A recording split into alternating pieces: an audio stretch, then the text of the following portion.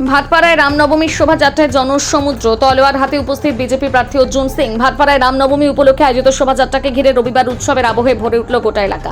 সকাল থেকে বিভিন্ন প্রান্ত থেকে ভক্ত দর্শনার্থীদের ভাটপাড়ায় ভিড় জমাতে শুরু করেন। রঙিন পতাকা, ঢাকঢোল, ভক্তিমূলক সঙ্গীত, শৃঙ্খলাবদ্ধ মিছিল সব মিলে শোভাযাত্রা পরিণত হয় বৃহৎ ধর্মীয় উৎসবে।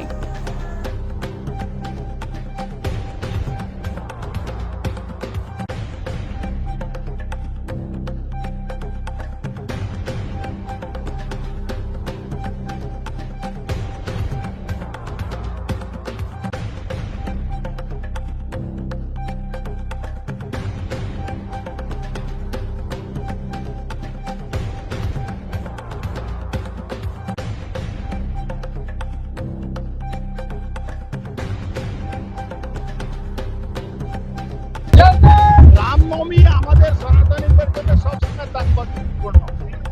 এটা ইলেকশন না হলেও তাৎপর্যপূর্ণ, আর ইলেকশন থাকলেও তাৎপর্যপূর্ণ।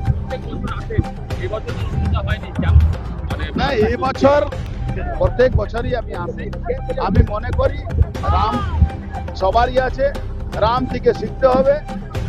মানুষ হিসাবে যখন মানুষ হিসাবে জন্ম নিয়েছিলেন, তো নিজের নিজের সমাজ, নিজের দেশকে কিভাবে সকাল থেকে রামনবমী শোভাযাত্রা অংশগ্রহণ করেছেন, এবারও করেছেন, রাতেও করবেন, কেমন সারা দেখছেন?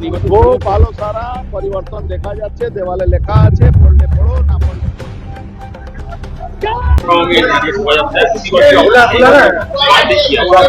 দেখুন, রামনবমী প্রচুর বছর এভরি বছর হয়, লেকিন এবার রামনবমী স্পেশাল আছে। কেন এবার আপনি দেখতে পারবে পুরো ওয়েস্ট বেঙ্গলে একটা পরিবর্তন জন্য মানুষ রেডি আছে। পরিবর্তন কি কি এবার বিজেপি সরকার চায়। আর বিজেপি সরকার মিন্স একটা হয় না কি, মিন্স আমার নিজের দল আছে, সবাই নিজে মদেন পাবে, শুধু আমি না, আমি বিজেপি লিডার আছে এই জন্য, আর বিজেপি এমএলএ আছে এই জন্য আমি বলছি না, সবাই বিজেপি কে ভালোবাসে। সবাই জানে কি বিজেপি আসলে একটা পরিবর্তন হবে, একটা ডেভেলপমেন্ট হবে।